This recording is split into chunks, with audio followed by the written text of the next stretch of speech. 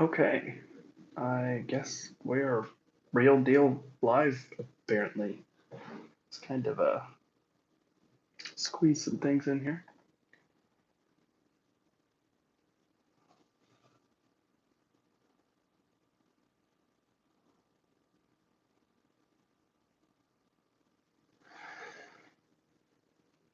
Alright, let's see here. Just getting everything all set up. Like I said, testing this out. How's everybody? Everybody. Like the two of you. What are you doing tonight?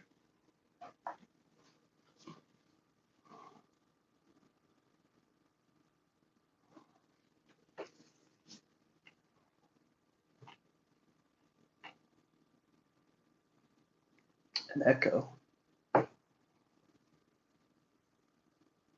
Let me see here. I actually got a PC right here, so let me see what it sounds like if it will load what I'm saying. Okay. I guess. Alright, so I got it turned up. Let's see what it shows.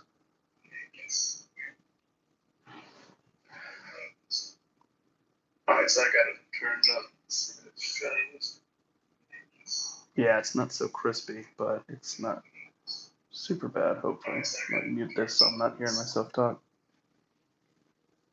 So how's everybody doing tonight?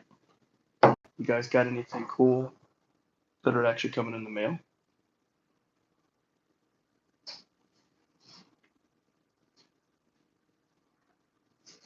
Yeah, I don't know. It's kind of popping in and out, it seems. Like, I saw it went from 3 to 1 to 5. Um, but I'm seeing more than just, one name in the chat. So I don't exactly know how it all works.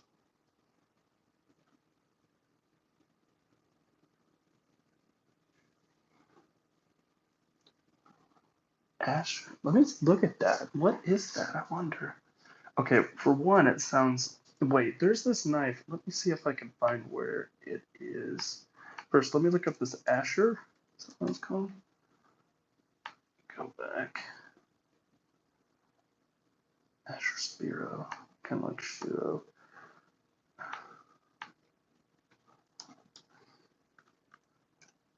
Titanium. Alright, let me see what this knife looks like. Whoa, okay, hold on. Yo, that's really. I think that's that brand that actually ended up making the, like, bug out competitor. That's really cool. I love how simplistic and straightforward that is. It really reminds me. Actually, I had one in, and I was really impressed with it. Unfortunately, it had like a scratch on the blade though from the factory. Was the Cerberus artisan cutlery? What do they call that thing? It's made by Cerberus or designed by Cerberus Knives, who makes the scales for like the paramilitary and everything like that. But he basically made a collaboration with Artisan, and it has micromillion in the titanium, the Aeron. Yeah, I was really impressed with it, and honestly, I would have kept it if it didn't have that on there. But it just has that really clean, kind of like if you remade this. I mean, I'm not gonna say remade the Sabenza because again, people get all touchy about that when you end up talking about like this is the Sabenza or that. They sort of worship the Sabenza, if you will. But it just has that sort of clean design. There's not a lot going on or anything like that.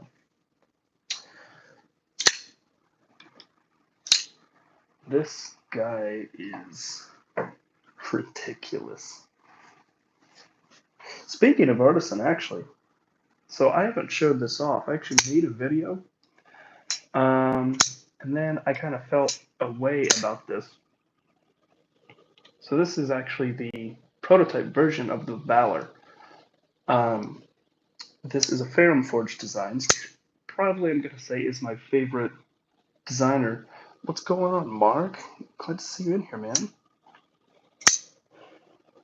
Yeah, I really want to get a Leon Mall their kitchen folder 3.0. Sorry to get off topic, but I'm seeing it in chat, and that just looks like such a sick knife. Like if that came in, I mean, I hate to say it like everybody else, but Magna Cut or something that was like really, really stain resistant, it would be super duper cool to get something like that where you could cut it, not have to worry about oiling it for rust, and actually use it as like a utility folder, kind of like what Spyderco did. But anyways, back to this. So this Valor is really, really great. I mean, it's got an amazing action. It's sort of, you can play with it, sort of guillotine. And overall, the quality was here. I would have kept the knife, but the problem is that being a prototype, I don't know if, yeah, you can kind of see it there. I'm trying to get it where the light hits it just right. There are these major grind marks from the factory, and it's just because this was like a prototype. Now I asked them, like, hey, is this going to be like new, like I would get it from factory? You could kind of see there, it's a little, rough, but there's little dings, and there was some snail trails on the stone, on the titanium. Overall, though, this knife is sick. And they were like, hey, we're actually coming out with a production version. You can send it back and then get that. And honestly, I might try to get it because it just has this very much, this is very Ferrum Forge. If you know about them, um, Elliot is actually a huge fan of H.R. Geiger, who is the guy who designed the Alien from the Alien movies. And he basically is kind of the pioneer of the biomechanical design where it's sort of smooth instead of being like I'm a robot Decepticon where it's all angular. It's like I'm a robot that's fused into organic material, right? Hence biomechanical. But I was like, I really wish I could, but I got this, and I got to say this. You have honeymoon phases, but I've had enough knives in my hand, you know, buy sell trading, sometimes at a disposition, if you will, but so many in my hands where you kind of know quickly if a knife's actually good or if it is just a honeymoon at this point. And this Wee Minex, very HR Geiger, it even has this sort of shape here. But that's actually really Geiger. If you look at his artwork, it is something that is kind of over sexualized and things like that. So to a T, this is very Ferrum Forge, and this is very H.R. Geiger, where I actually named it, the Geiger knife. But has an amazing action. You can play with it, and it's just broke in and hit like a whole nother plateau. Just ridiculous. And the blade isn't that super heavy. And just like the Malice, which used to be my favorite knife of all time, and I still regret selling that, this is so hyper thin behind the edge. It is just like you get a knife and it's sharp and oh, it's a neutron split. This is ridiculous the way that it cuts. You can just see how thin it is right there at the choil. It is just oof. I love this knife. And the cool thing is, unlike some of the custom Ferrum Forge, because you have the power of, we, who is a big manufacturer, they can create a design, where normally you might have a decorated front scale and the back scale is sort of plain. The cool part about this is the fact that it has the same sort of milling, kind of like what they do with the Sabenza. Sorry, my pockets keep getting stuck in here because they're literally like that far down from the clips eating up the jeans. But anyways, kind of like the Sabenza where you have like a micarta here and then a bigger micarta here. It has the same design. And it's kind of cool because it's like this is frame lightning, but it's on the outside, which again just has this very like mechanical feel to it, I guess, instead of it being hidden on the inside.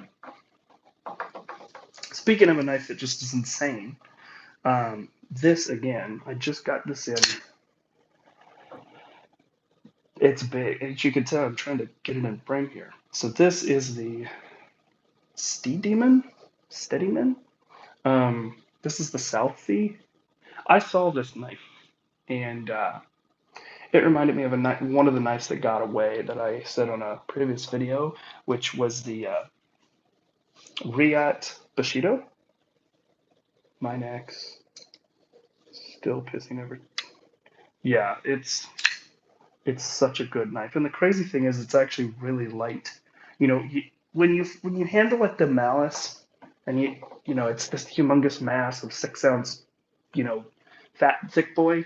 You think you're going to pick this up and it's a different knife. It has the slicing performance, but because it's not like straight down here, it's sort of cut in here, and it has this sort of, again, going back to the H.R. Geiger, this looks like the back of the Queen's head in the Alien movie. So it has that, alien reference to Geiger as well, which I think is cool. But it's actually lighter, is what I was going to say, because it's also sort of smaller in the handle depth-wise. Your hand wraps around it instead of being like thicker.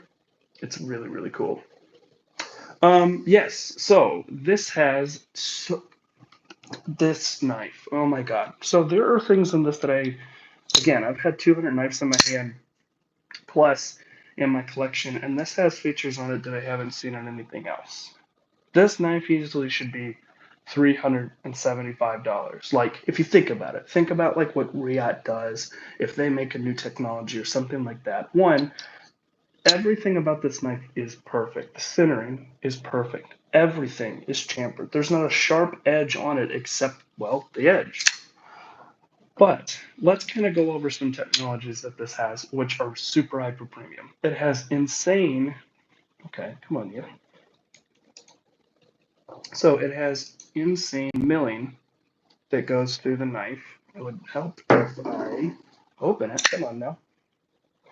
So yeah, the blade's not, yes. So it has very huge pocketing, which again is something that I feel like manufacturers have kind of got away from. I feel like we and things like that were really trying when they first came out to like do pocketing and really, you know, go for it. And it seems like over time they've just started making these more solid knives that are not milled. Same thing with this Artisan, although it's great.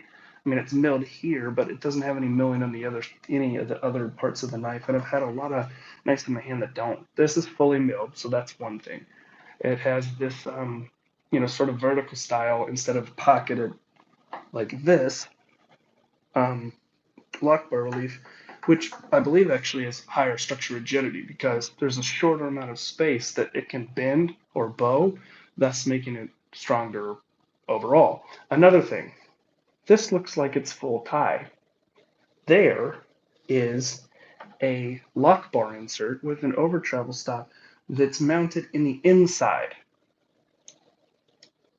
That just takes so much extra work to make it look clean and precise like that.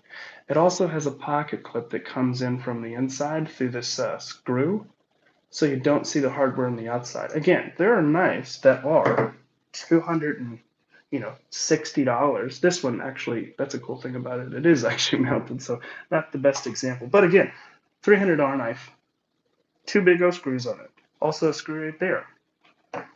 265, $270 knife right there, screw, two screws. That's just sort of what you come to expect. This has it where they tried hard enough where there is this, it's on the inside, right? This is, again, looks really clean. Also, you don't notice, but there's this PVD that matches the laser etching on the screws, on this titanium backspacer on the clip. It's just really extra clean. There's so many different things that they paid attention with. And on top of that, the bar trick is it has kickstop technology. So this is the flipper, and once it gets right here, it comes up, which is also PVD coated to match the hardware. It is just so sick. And this is just like the Elden Ring, Titan blade. Like this is actually the size of probably what a real Tanto would have been back in Japan. Sort of like an everyday knife, that was in the shape of like a katana, right? That's what the original Tanto is. It's like a fixed blade. This thing is sick. This thing makes you feel like you're taking on an orc army or something. And just, I have yet to guillotine this. I'll play with my Axon, which is one of my favorite knives, my Vero, and I would have it if the baby wasn't sleeping, but I'm not going to play around with that, right? Try and wake him up. But I'll guillotine with that. I'll guillotine with this. I, did it with this as well, before this, goes back. And I spoke to Russell at Artisan. I'm not going to have a review on this and say like, ooh, prototype and trying to get views because I just don't feel right, having it getting views on something I'm going to return. But he was cool enough. He was almost like, "Oh, go ahead and review the book," you know. So I'm showing it in live stream, right? But I don't feel right getting possible, funds and views and things like that on something I'm sending back. But anyways, I digress from that. Where was I at? Sorry. But yeah, this knife is should be 400, 375. This is $175. Think about the kind of knives that you get for $175 these days, especially with in like just saying that seems makes you want to giggle. Like am I saying? This kind of knife in certain steels is $175, right? There are Benchmades like I think the Mini Adams, which is a good knife, and I love the maker. I would love to get one of his customs. Serbit has like the thickest customs, and nobody knows about him really. But let me see here. Back onto the flipper tab that disappears though. Basically, this kickstop has a floating. Oh, sorry. Also has a good heavy detent because it kind of uses like leverage. If you can see here, it has this floating flipper that actually interfaces here. So this flipper drops down into place and is the stop pin for the knife. That's your stop pin, which I think is really unique, but there's no blade play whatsoever. And then if you look here, there's a notch cut out here on the choil, and when you go to close this knife, that is actually what, yeah, you can see it here, see? That is what eventually touches the flipper and then makes it where it pushes. So it's not like a cam system, or it's literally just pushing right on like it was a normal flipper mounted at a blade, but then right here it releases itself and goes ahead and fires up the blade. It's really simple and really, really freaking cool technology. And that's what's so cool. It even has like little brass phosphor bronze. So it's not just like getting tight, if it's not oiled or anything. Like this thing is really properly done where there's no blade play, but it moves free, so you're never gonna bind or anything like that. So let's see, it was something like that. So that's actually a little different. That is, I think, the really angular knife that has like the compound, like Warncliffe reverse tanto. So with that design, the way that it works is it basically has um, like a hinge system. So I don't know if you've ever seen certain firearms where the charging handle is like flat, and then when you pull it, it pulls out, and then you like cock it, and when you let it go, it goes and like it sneaks out of the way so it doesn't catch on things. So this is sort of a similar thing with the ZT that I think you're talking about. It basically you pull on it, then it's erect. Wow, giggity, erect. Anyways, you pull on it, it's fully erect. So then when you release, you get all that pressure. As soon as you let go, the spring takes over and flattens it out again, though. So once it's fully deployed, it's flat and in line with the knife. So that's how that one ends up going ahead and working. But that's really a cool knife. It's a little it's a little too much for my taste. There's just something about it that doesn't. But again, it's a really sick knife. That's one thing about this is it's like so just the aesthetic I like with the really simplistic handle and this gorgeous Japanese style tanto and sort of almost how it's off kiltered. Again, it really reminds me of the way the Bushido swept up. But as you can see, this is the kickstop. And actually, a good segue for that.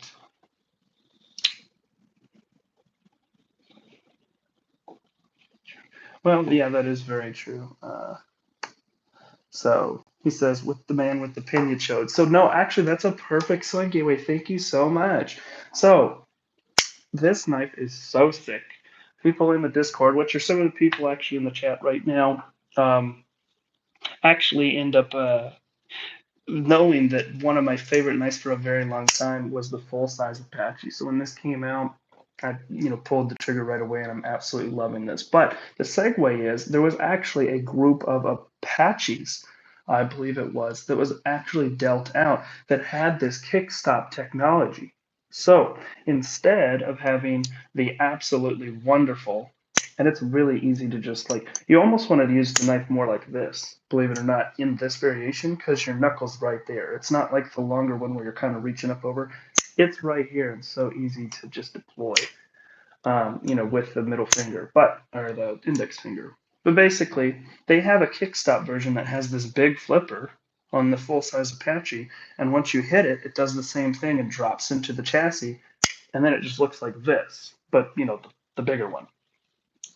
So that is a kickstop version of the Pina Knives Apache. Also, we got some, probably my most important knife. Unfortunately, people aren't really super interested in them, but is this guy. This is a Swiss Army knife. Well, it's a Dutch Army knife, a DAC. It's made by Victorinox, who makes the real Swiss Army knife company. But they were contracted after a company which I believe is called Atma made knives for the Dutch military up until the 80s. Yes, birth year, exactly.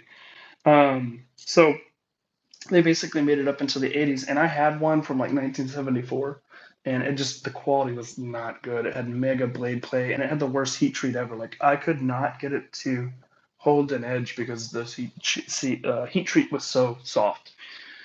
But this, of course, Victorinox is just like an Alox that you know. Oh, hello, bush crab. But yeah, the Dutch Army knives, this was actually put in a Dutchman's hand that served in the military, and it would have ended up going, this was not sold to civilians. And then somehow it got to Portugal, and I said, if one ever comes up, because now they're getting really hyper rare, I'm going to scoop it. Yes. Oh, well, one Emerson is sleeping, right? But this is his knife. So my son, Emerson, we named him that because we think it's a cool name, but I was like, he's also a knife name, so it's a bonus, right? But yeah, this is his knife. I had this. It was a goal to get the ZT 0620. I think that of course the ZT version is much better quality than the Emerson version, and just looks cooler and more stout.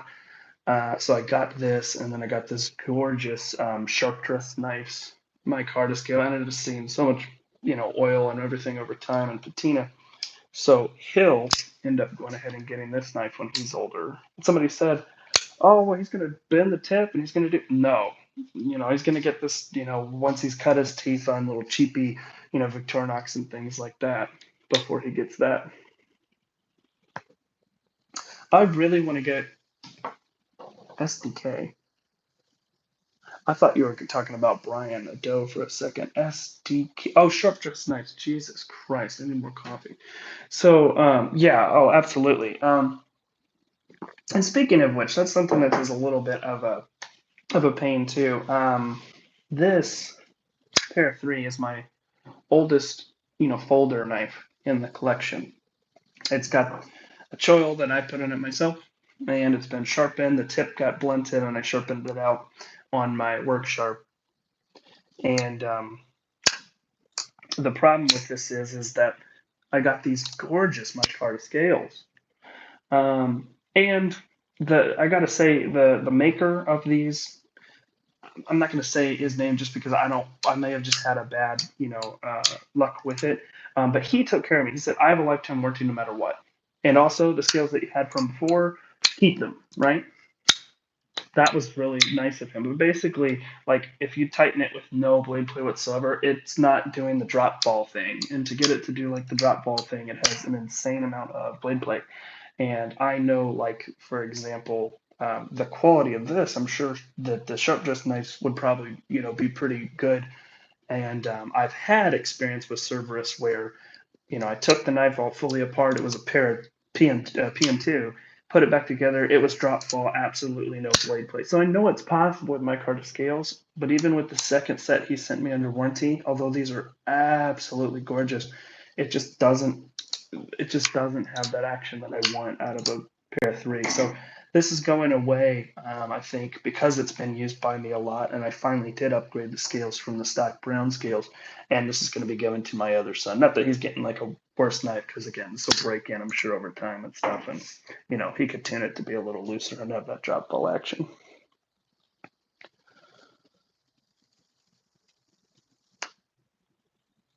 Yeah, exactly, Mark. He actually, um, I was gonna say because realistically somebody can mess around with the action or something.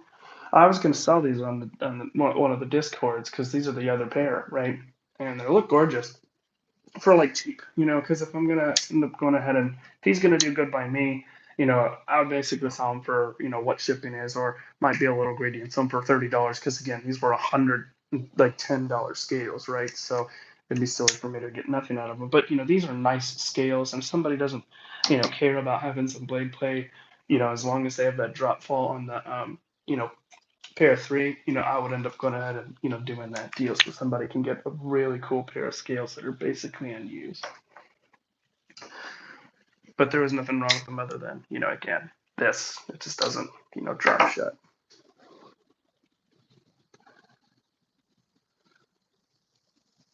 Tuned with the, yeah, that's the problem. I love the Spyderco.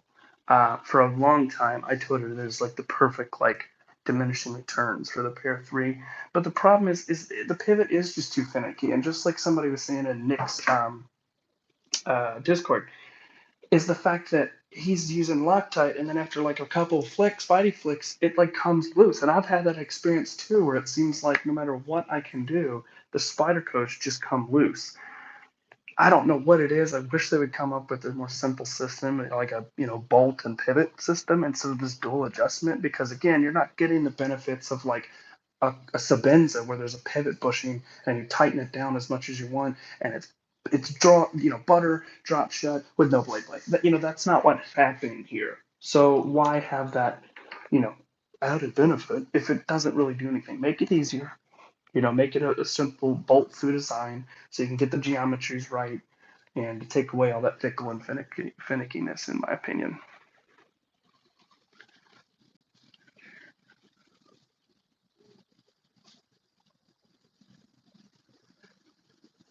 After Dark was announced that it's your cuppa, thinking about getting. Yeah, so absolutely. That's actually a good point. Now I feel like the best for the bang for the buck is the 80/20, right? So I think the steel gets a bad rep, but Cedric and Ada did a cut test, and basically the there's so many damn steels. I'm sorry. The Aus 10 annealed version basically cuts better than 154 cm. It cuts better than VG10. So it's right up there with Nitro V, which honestly, Nitro V is an amazing steel. I think because it has that OS association, like with OS 8, right? Um, it gets that bad rep, but it is a great steel as it is. And they're coming out with new versions with D2 and stuff like that. So I definitely say the 80/20.5 is the way to go over this, unless you have to have made in America. Plus, there's lots of thick scales starting to come out with it. I had my card of Frag 80/20 when it first came out, and now they're finally coming out with the DLC version. I definitely want to get one back. I got one that was green and black, and it looked sick, but it had kind of like a problem in the grivery where there was like a heat spot where it was kind of clear, and it didn't sit right with me. So I returned it, but I'll probably end up scooping one, especially if they make like a nicer steel version of the 80/20.5. What is the 80/22? Is that one that MC showed that was like titanium? It really didn't look like anything else I seen. Like I love that Tonto 8010 and the 8015. Andrew Dimko 22. What does this look like? Let me just type in knife.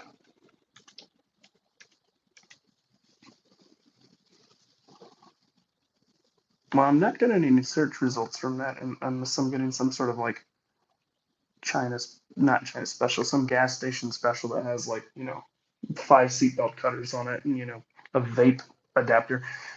So, I'm sure that that's not the knife we're going to talking about.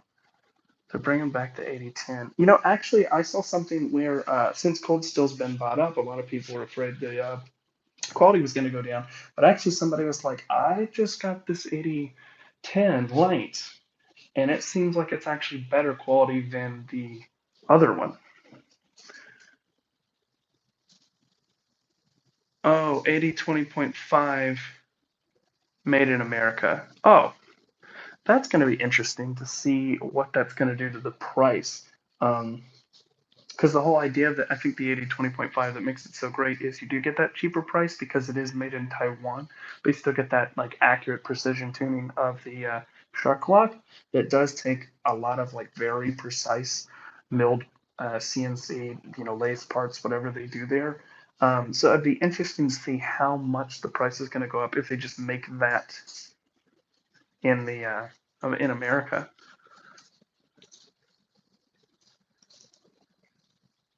Still in the works. Hmm. But actually, the story about the KL. Sorry, going back to this. So I've told this story a couple times. If you watch one of my videos on the Pioneer and the ALOX and Soldier series, you've heard this story. But the reason why this, out of all these cool knives that I have, this is the one I would grab in a fire, is because this is kind of Genesis, or at least it links to that.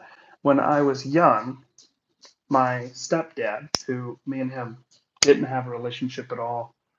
I had ADHD as a freaking crazy kid, right? Let's be honest. And he was a hard ass, right? So those really didn't mix.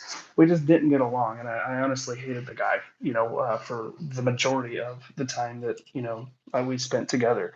But when I started getting older, I started talking about, some of the hobbies that he was into. And one of those was knives. And he got me this silver ribbed knife. And I remember I was like 9 or 12 or something. I couldn't even open it. I had to like use my teeth to get the awl out, let alone anything else. Um, but he gave me that, and he's like, "Hey, you're getting mature, so you can have this."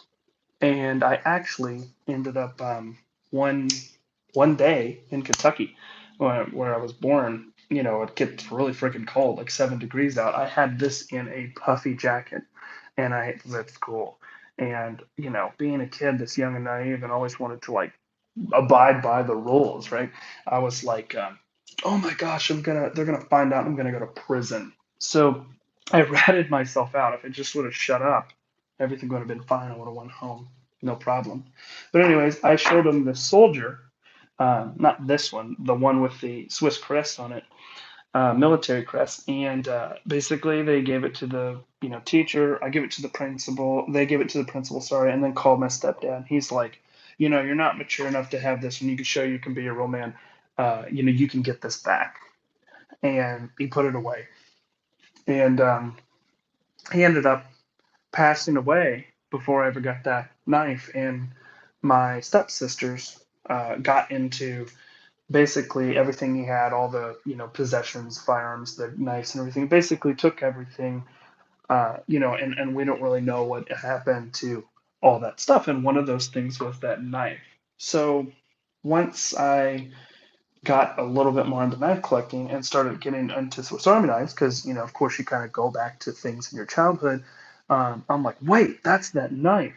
So I bought a 1992 Soldier, and I don't know what happened to it. It ended up getting lost. So I'm like, if I'm gonna get the knife that kind of started me on the knife enthusiast hobby, I'm gonna get the rarest one I can think of, and that's where the Dutch Army knife in my birth year comes from. So this, links to my childhood. It links to me getting into knives, segmenting this hobby so deeply. So that's why this is the most important knife that I have. Maybe not the most exciting when it comes to all this other stuff. God dang.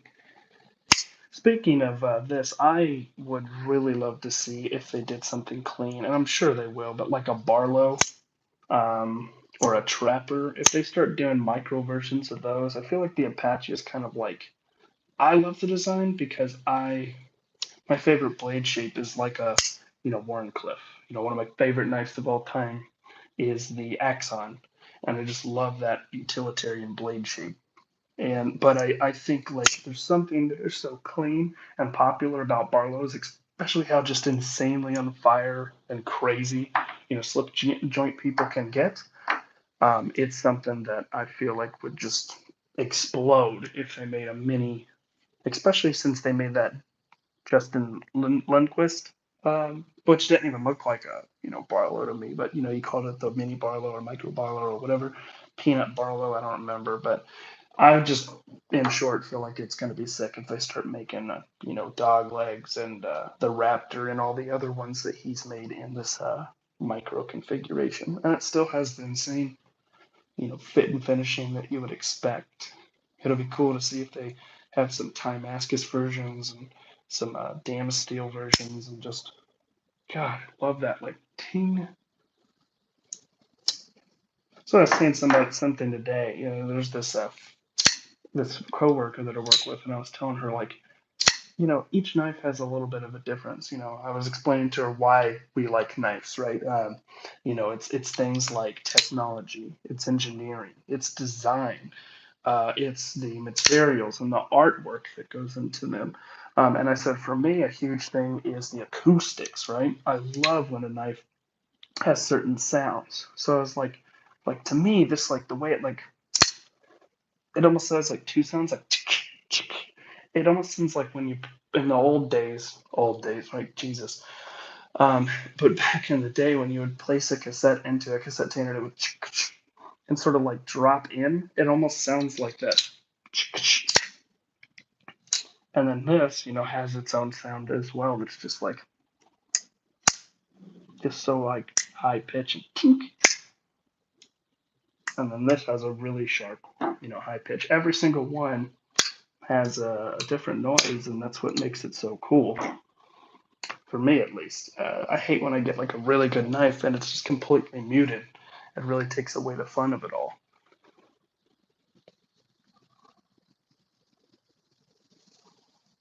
So actually, I was asking when people first got in if anybody has anything in the mail, and I know I did get an answer.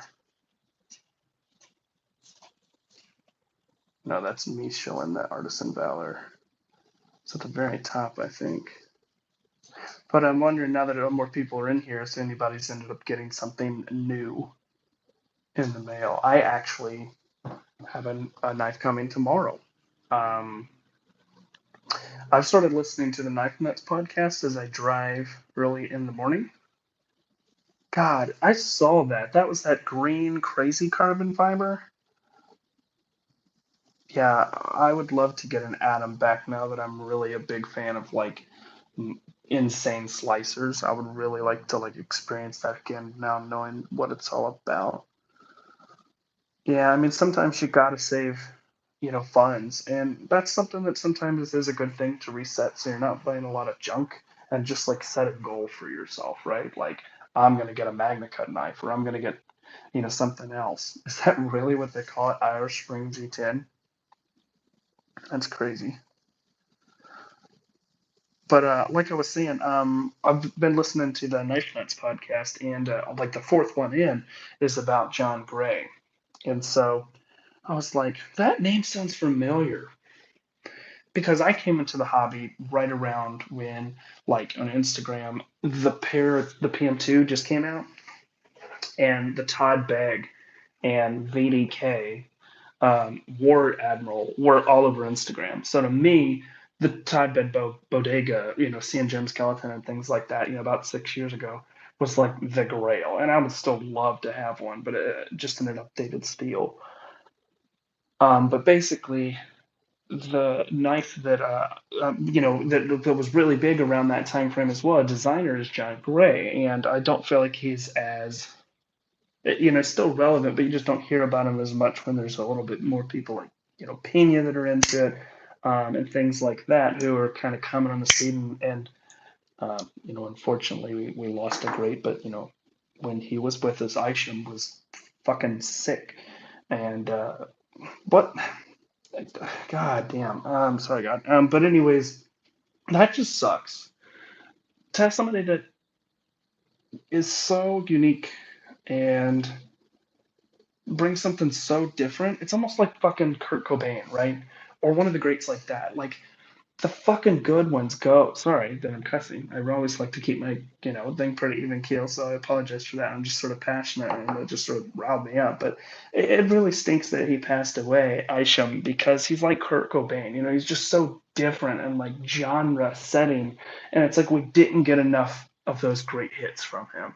Just like, you just didn't get enough hits from Hendrix. You just didn't get enough hits from Kurt Cobain. So, unfortunately, he was somebody though that is, yeah, definitely polarizing with the designs. You're gonna either love them or you're gonna hate the designs that are out there. That is true, but still, you have to give credit that he brought something to the knife industry that really wasn't so much there before, right? Um, so, anyways, like I was saying, John, with a lot of these younger makers and everything making big headway, we didn't hear so much about John Gray. So I have a John Gray um, knife, the GP B1 from Kaiser. And hopefully it's good quality. I haven't had the best luck with Kaiser recently. I have actually a Laconico. I haven't touched it since I've been trying to sell it, but I have a Yorkie behind me. I'm just not gonna get it out. I can't reach it. But anyways, it's a good knife. But it's just kind of got a little bit of a gritty action. At least at first, it's oiled out, and one of the scales on the very back end was a little too polished out from the factory. I also had one of the front flipper Justin Lundquist, and it had no detent. Like you just did like this, and it would open up. So hopefully this is like older Kaiser. They put more attention to detail into this, and I don't get it, and it's just a big sack of meh. But it's discontinued, and this knife is really a staple of the knife design community. The main version of the knife, which I think is called the Puck or something like that. The Islander, yes, please. A little bit of watch talk. So amazing knife. I will say that, especially with the passion that Mark puts in to the hobby, and right around the time when he made the decision to make these, right after the SKX was discontinued, I really do believe in a weird way that this is like the successor to the SKX. It feels less like a homage and like in the term like a lot of these companies are making dirt cheap, really pump them out. Not that they're low quality, but there's a lot of companies that are just making crazy colors and they're making them at cheaper. And this really feels like he's doing it in line with the soul of the SKX, especially with the movement. So to me, this is almost like more of a Seiko or like a greatest hit. So if you're thinking about getting an Islander wholeheartedly, not only are you supporting Mark, who is a fantastic person in the watch community, but you're also again, going to get a really good. It's a duck. Okay. Are you talking about the John Gray? Let me see here.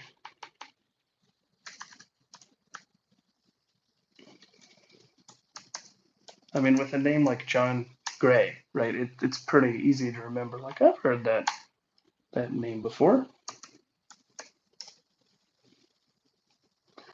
Okay, so the knife that it's based off of, God, I've also seen some of his designs, like the splitter and things like that. And he has these really sick fullers. It's the Thuck, Thuck. It's a play on words for a word that starts with an F that I said and let slipped out earlier on in the stream, right? But yeah, it's the Thuck, which is like tactical utility, uh, you know, combat folder, something like that.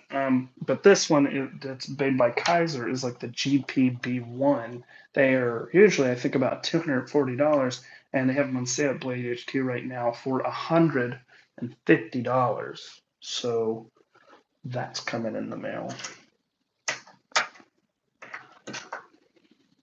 Now you got me wanting to put on the Islander.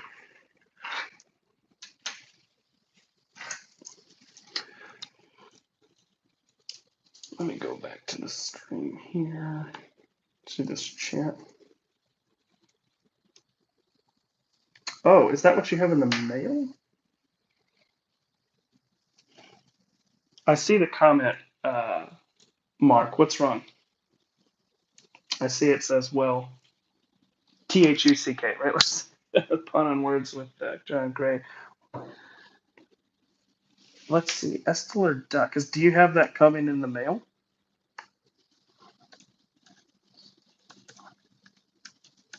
And I would also like to see like, I need to get some like things like Neve's amazing. Go ahead and sub to him immediately if you haven't. Jared is really sick because not only does he make great content and has a just an amazing channel that him and his wife run, but also he is willing to help a channel like mine and other channels. So I asked him about how to improve my content, and he said I need to get a mic that actually goes on like a newscaster on like a lapel or whatever. So let me know if the mic quality is at least decent. Might not be the most perfect, but if it's at least usable. Oh God, why don't I know about this? Yeah, so this is a knife. This DUK is actually a knife that I really fell hard for and was like, oh, that's going to be the new Grail knife for a short time. And then it kind of wore off because it is a little bit simple, but in the same way that a Sabenza is simple and it's classic and iconic, it's good as well.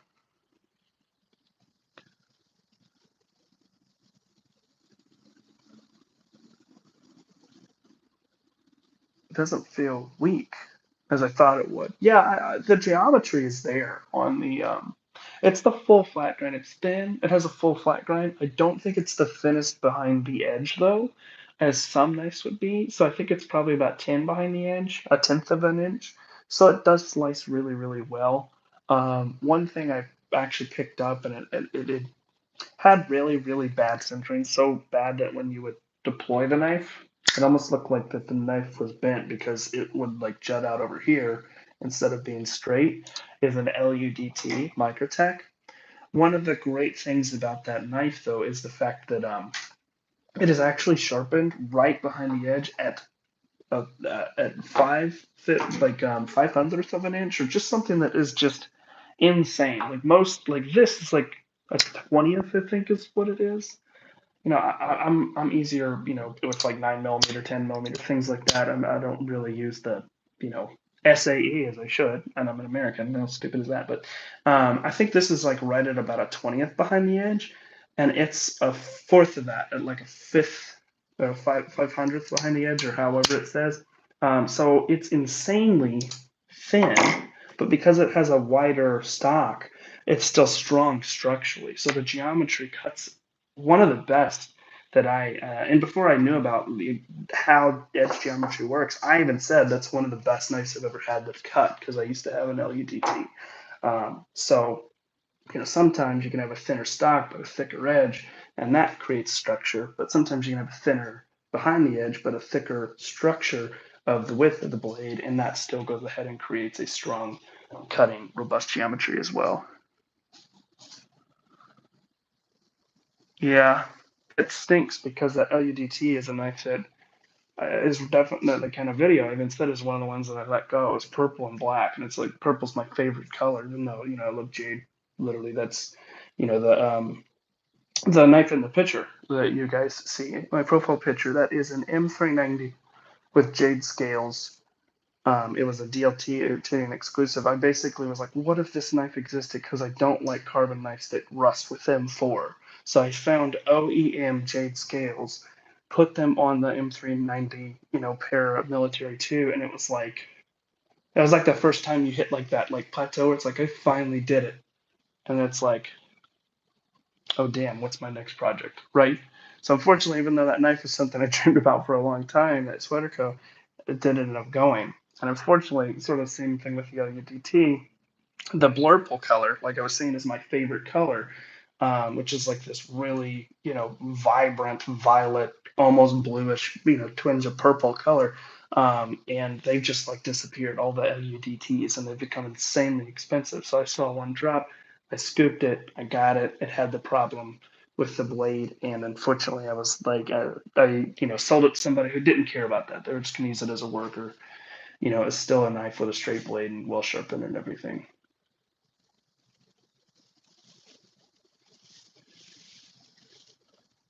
Yeah, I really want to get like I freaking love the Blade HQ exclusive They don't have them anymore, but the Elementum that is stone washed PVD or DLC with that gorgeous dark green micarta.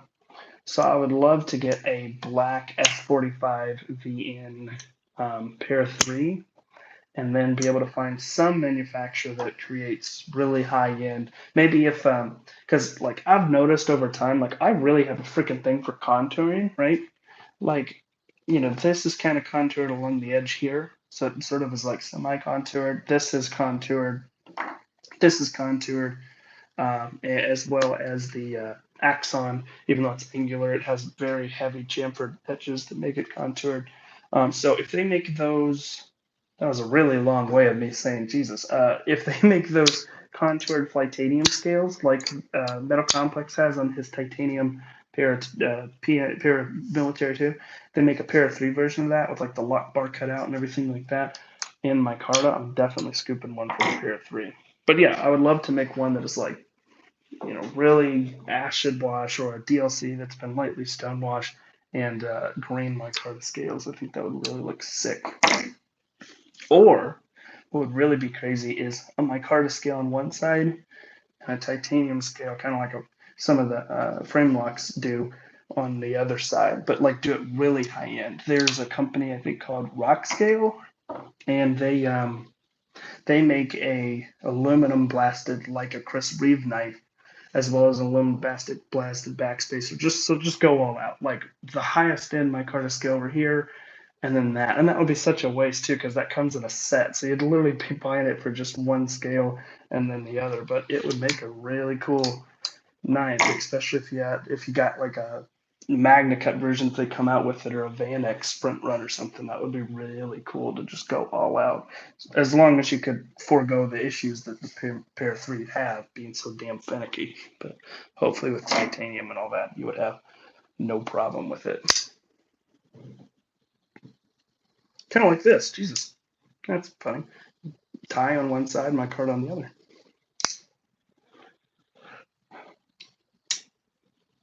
So I want to ask you guys something. Let me put it in the chat. Test this out.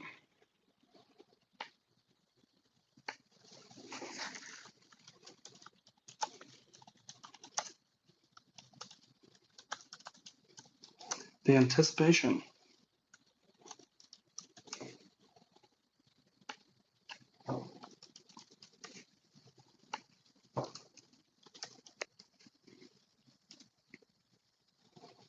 Okay, so go ahead and fill that out. The 5 or 12 of you that are in here, I think whatever.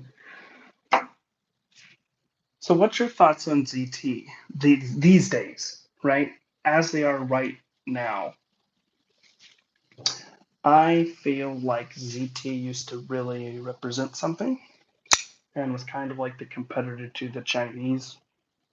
Which again, I have no problem with the Chinese, but it's just cool to support the home team, as Nick says. Um, and I also felt like ZT did things really cool. Like they had Rexfords and stuff that had like chamfered edges with micro milling on it just over here and in the lock bar surface. And they like really freaking tried, right? And then I feel like kind of like it seems like the majority of you are saying is that they've really kind of went into this like instead of like what this we represents, this is like the new ZT, right? Bear with me. So what we does is they make a great knife with lots of details and they collaborate with the top designers. That's what ZT used to be. Right, exactly. That's their old stuff. They're collaborating with Hinder, right? They haven't really made anything new with Hinder, and they're kind of just riding that out because it's a popular model. But Les George, they discontinued those. Um, they had Onzo. They have like that slip joint thing, but not the folder they used to have. Sinkovich. They have a couple of those, but not as many designs as they used to. Rexford. One of the sickest knives is that carbon fiber on one side, and then on the other side, R.J. Martin, like one of the like pinnacle designers that's right up there with John Gray in that era of knives. So they used to take and say, hey, we're going to give you the custom knife, but for a production price, but it's still going to be high end. And it's going to be freaking built like a tank. to basically go with their motto, but it was, right? Emerson as well. And what they've done over the couple of last years is they basically said, hey, we're just going to give you these Star Wars looking MFers that are, look like a Star Wars knife and, are assisted or, again, just made in house. And we're going to take away all like the collaborator stuff. And so now knives like Artisan, collaborating with Cerberus, collaborating with Ferrum Forge, my favorite designers. We collaborating with Ferrum Forge. Chizola made a Savivi. So please, please, please, Chizola, make a version of something. That would be so cool. A folder.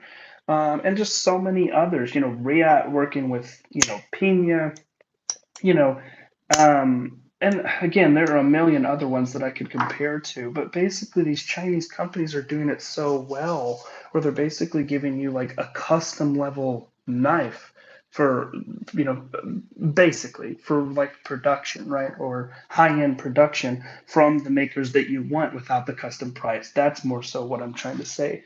And ZT is just completely fallen out of, anybody's radar, I feel like these days. Yeah, I love Ferrum too. I really wish they that Warrenclyffe one that they made, that is like the cheaper one. I wish they'd make like a titanium version in their lineup or like a micarta scaled version of that. I think that would be such a great EDC with the Nitro V and that really aggressive Warrenclyffe or no, it's more like a sheep's cliff, because it has the rounded front, but it has complete flat. It doesn't have a lifted front like this does, where it smiles at the front, which is what a sheep cliff does. But yeah, that's a sick knife. The Prolax, yes. Please God, my card scale on that would be so beautiful. Let's see, Agava. Whoa, yeah, no, perfect example, right? One of the craziest knives that I found out about, I didn't even know until listening to the Knife Nuts podcast, is Snacks. He made this knife that was like $4,000. So you have somebody who's literally making customs like that, and then they make that really cool. Um, is it like the Berserk Mini? There's a Snex knife that we make. So that's exactly what I mean. Like the designers you want, you thought you would never have, and they're making it. That's what ZT used to be about. Les George, all these great people, and they have just complete Mini Buster. Yeah, that knife looks sick. And they also push the envelope. Like, just think about this for a second. This is the only screw that you see from the front of this. Everything goes ahead and goes to the back on this. It has this gorgeous milling, even that goes into the lock bar, and is almost basically centered. It's a little to the left, but it's again, that's really being picky and having to like squint at it. But I don't care because the action is the action I've always dreamed of, right? It's a little hard to get it to guillotine just because you have to push extra hard and it's so freaking fast that it's danger blade. But it's perfect. It's the perfect action, right? Perfect amount of control, perfect amount of drop shot, but isn't light on the detent or anything. And this knife was below $300. Ridiculous, right? The wasabi was definitely one that I wanted so freaking much. Like, you cannot believe it was the only knife I was thinking about for the longest time. And if they made a mini version of that knife, that would be it. Like 3.125, 3.25 inch blade, right? Don't go three. Don't go hyper small. Go like worker. That would be so cool. See, that's the thing. We don't even realize when we see some of these knives that there's like custom versions that are sitting out there. Um, And I feel like that's something that's cool too. Like when Hinder did Fox, and made like a version that only was available for that, but it's definitely still like a Hinder design for them, right? It really wasn't based off anything else. I think that's cool. Same thing here, right? I mean, this is very Ferrum Forge. To me, this is the most Ferrum Forgey, with the Geiger stuff, or like this too. This is very Geiger with this. He literally has artwork like that in these, channels that are in there. So really cool stuff that they're able to do that. Let me see here. Yeah, I was looking at those Sabi. So if we was to make a knife with a maker, and it was like a custom version of our knife or somewhat, CAD versions of that put together, what manufacturer would you guys actually like to see? A Sabi knife. God, I'm getting all these Sentokis and stuff.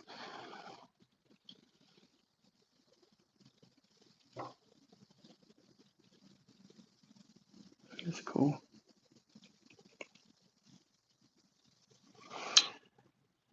So this is nothing that I would do right now because I know it's cliche.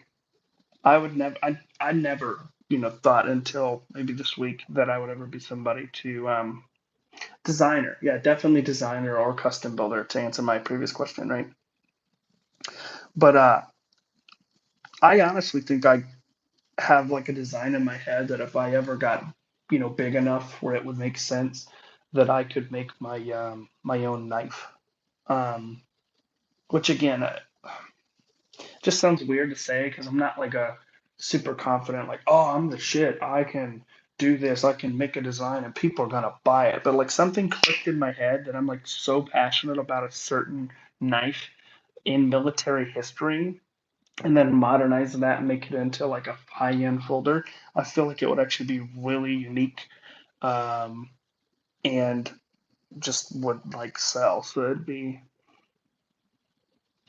something that if I ever got like enough subscribers or enough that I knew that if we kind of collab with someone somewhere in the multiverse, right, that it would possibly go. Okay, yeah. So at least you know. So there is a knife that I know. I'm sorry, a knife that is the John. It's called the John Eck knife. So, John Eck made for all these Billy badasses that were in like Vietnam and stuff. It was a tactical knife. So it's a Johnek. And actually, that knife is made by K-Bar now. They have the rights to this knife. But basically, there was these knives had this. This is gonna be like really like improvised, right? But just so you guys can see it. So these are like the Eck knives. They are just straight up commando, Metal Gear Solid style knives. But they had these screws that could be tightened in the field, and this sort of wasp waisted handle that really gripped in.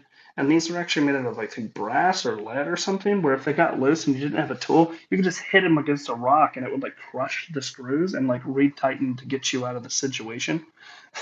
But just I love the knife with like those screws and the sort of simplified shape and everything like that. So in some sort of way, I would implement um, versions of that knife into a folder. So it would have that sort of tacticalness, but I would also want it to have somewhat of a simplicity and a classiness too. Something simple like this shape of this handle here, not like 100 things going on. And again, 12 seatbelt cutters and a vape mod, on the back of a knife because it's so tactical, right? That's not what I would be looking to do. It'd be, a true homage. I'd be taking pieces of that knife and other knives and kind of all morphing them together. But I feel like it would be a simplistic enough design, but also have enough tacticalness that it would kind of appeal to everybody. And of course, the main focus would be around EDC use, with its cutting performance and everything like that. So I just think it'd be cool at the end of the day. It started thinking in my mind, and I'm like, that is really something unique that I feel like would actually, not be like so weird or too radical where nobody would want it. But that's just me.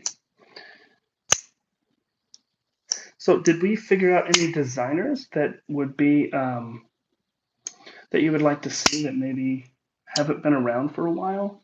Like, I would love to see, more from Todd Begg nowadays. I know he had the Steelcraft, but I noticed that time has really passed a long time from that. So it'd be cool to see like some maybe Mike Hardest scaled versions of that, um, or something like that. Or there's just these names you see. Like I've never been into Brian Ty's stuff. It's a little bit too flowy for me. But again, you just have these names that I haven't seen for a while, or maybe some makers that are really popular, but maybe they're with other brands. Like for example, Artisan, I feel like does not get the respect or exposure that it deserves. Um, I mean, this is just really like a perfect action. You know what I mean? Exactly what you'd want in a knife. And this is from Artisan, right? And they're dealing with Ferrum Forge, and they have things with Cerberus, and they're putting micromilling on knives, which is like one of my favorite things ever. And they're really coming up, and I feel like unfortunately Artisan's designs used to be really angular and really wild, like for lack of a better term, very like Chinese trying to appear to like a tactical market, right? Like what we used to be. And they're starting to get some things out there that are really cool. So definitely have them on your radar if you haven't looked at them. Custom knives, God, I mean, it would literally be me with a drill drilling like 100 holes, right? And then taking like a file or something, or like so one of those saws and like cutting all those holes in a straight line. It would be the most janky thing. But I thought of it the other day, like, what if I tried to attack my own very primary custom knife, very like Ferrum Forge starting story like thing? But I'm not that person that like figures out how to make a car run with freaking duct tape and some rubber bands, right? I'm just not that person that would figure out how do I make a jig in my garage so I can rip it, and some of these guys literally start like that, just like really really cool and have that sort of thoughtful mind. So we're talking about it, realize Best Tech is making it.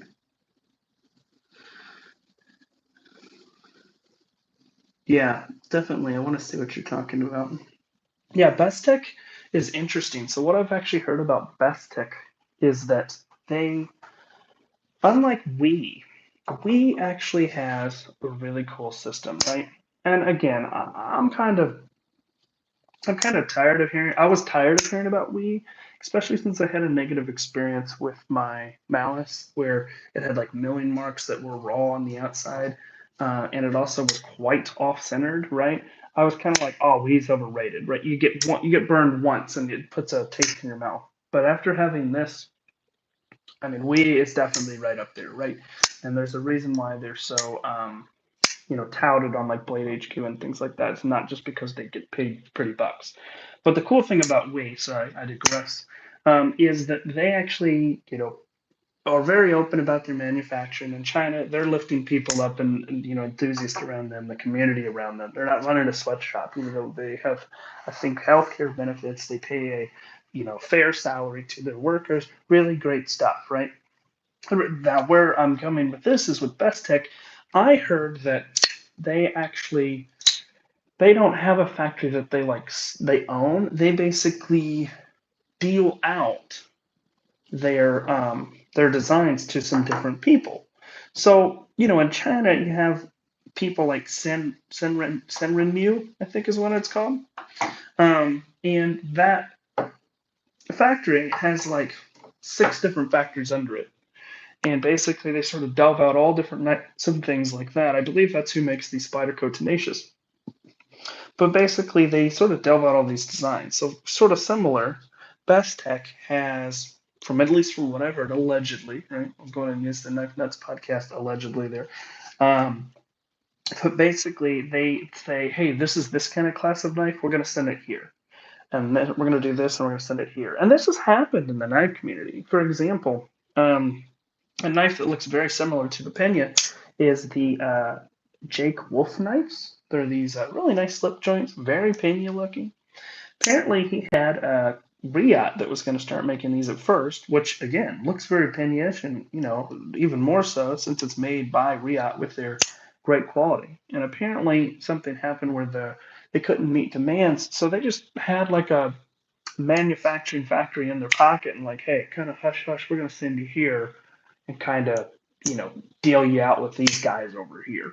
And you've seen things like this from Monterey Bay Knives, where they used to use, I think, Kaiser at the very beginning, and then they switched to a the unanimous, nobody knows mystery factory, right? So this is very much going on where there are there's these places that you can end up getting kind of ushered into, and if you know the right people and stuff, that might make things for you. I think in the term of the Monterey Bay Nights, it's like literally in the middle of like a little town somewhere, found this like machine shop that does good work. But for the other manufacturers, it can happen where again, you're just kind of shuffled around and things like that. And the problem with this is there's no real accountability or traceability. It's kind of like money laundering, or at least what I would think it would be, where it's kind of like you're moving it into different things, and you don't know if like it's a child making your knife, right? Or and again, not to run a stereotype, because I am heavily against stereotypes of people from Asia, but again, just to kind of go into it, you don't know because of the sort of way that that country is set up governmentally, not culturally or society, but just the actual governmental system over there doesn't really regulate that type of stuff. That is amazing. I just want to say, for my first stream, I'm doing pretty good. I literally have a 100% like rate for the amount of people that are watching. Take that, Middle Complex, where you have freaking 2,000 people in a stream and only 250 of you. No, I love Metal Complex. I say all the time that he's a big part of helping growing my channel and getting my name out there. So I'll ever be thankful for that. And also, hats off to him. That SOB has got 100 subs. I hope to get a tenth of that one day, let alone 100. Definitely jump in his live stream, because I'm sure everybody, all five of you in this stream, want to go ahead and scoop up one of those knives that he has, especially that damn magnetic one. Um, what do you think about that? Do you think that's going to be more prevalent in other things, or do you think that's going to be very niche to Winterblade Co.? Is that something that, if the price was right, you would want to go ahead and pick up one of those magnetic knives, or is that something that you think is a little bit of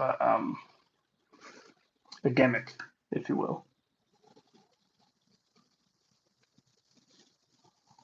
Wow, I got 6 likes and 5 of you.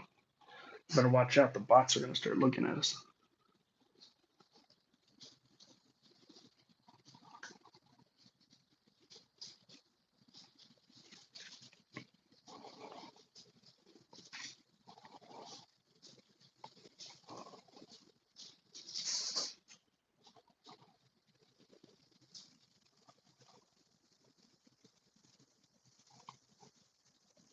Winterblade Co. He is definitely the John Ingram. I feel like Ingram, or I think I'm putting two people's name. Is it Eugene Stoner? Ingram Colt. He's definitely one of those freaking crazy cool guys that just has like a mind that is so turning, faster than any of us could even understand, right? He's definitely on a different plateau, kind of like what, I feel like Isham was in his mind of the concept of design. He's in that way of the engineering of design, right? Um, and that's definitely one I want to check out. I would like to see if in the Discord, if any of you guys have there's a Square Isham. It's not like super duper crazy. It's made by Kaiser. I'd love to get one of those in hand, because that is something that I really would like to see. I'd agree, Mole. Henry, you want to see? I went over. I don't know if you were in here earlier on. Do you want to see some of these features on this? I'm just really stoked about this knife, because it is from one of those websites that are, you kind of buy something and will it come in, will it not? Oh, I don't, that's not a real sharp by design, but it looks pretty nice, one of those deals. But, this is, of course, a legit company. This isn't a clone or anything like that. But just the fact that this knife has all the features that it does, and it's at the price, and it's just this Titan blade, man, this is just every bit of anything I could have expected and more. I didn't have high expectations. Oh yeah, you still. Yeah, yeah. He like had God, well, those are so cool. He had like plastic components forged and everything like that, that were basically putting things together in modular systems that would interface into, magazines that were vertical and magazines that were horizontal and belt fit. Dude, those are just so sick. Sorry, I'm getting into a different sort of tangent. I used to, back in the day, with Call of Duty and everything like that, and living at home with my dad when he had a lot more money than I did, really be into the firearm stuff. So I really love the engineering side of that more than just any other part of it, right? Or any of the, defense or anything is a part of it, which is, again, I think that's important, to a point. But again, I never really want to go down that rabbit hole just because it is a little different community of the EBC that I'm in. I know they sometimes go ahead and cross on over, but God, I love like engineering in general. So whether it's automotive, especially if it's automotive, knives, firearms, whatever have you, I just love it. Which there's a guy that's named, so he had a bad rap, but he's actually insanely brilliant in his engineering. And it's actually here in Florida. The guy that Kentucky Ballistics, which is a YouTuber, go ahead and subscribe to him since I'm mentioning him as well if you're into that community. But he basically had a firearm have a malfunction, and one of the pieces hit him in the face, and he almost unfortunately lost his life, but he's fine now. But that company that makes that guy actually, it was a really freakish thing. It was some pre-war, round or something like that. So it was no fault of the guy who made the firearm. But basically, that guy is like a freaking whiz. If you're into, firearms, look up Kentucky Ballistics, and then you can find out what that company is, and then look into the things he's making because he's making stuff that I have never seen anybody else do. Kind of like the AR-180 Daewoo. That's one of the coolest, I think.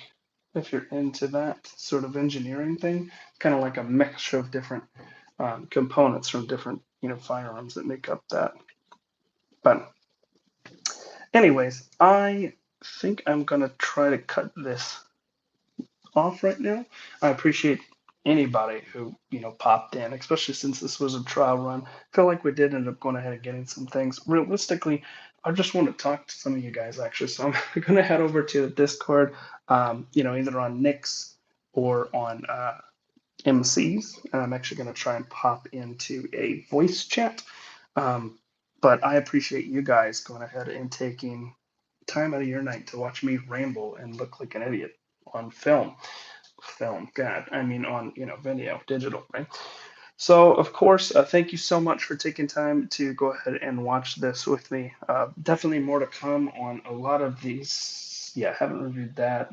That's not getting reviewed. The John Gray's coming. That's been reviewed. That hasn't. So yeah, there's a lot of cool stuff coming for sure.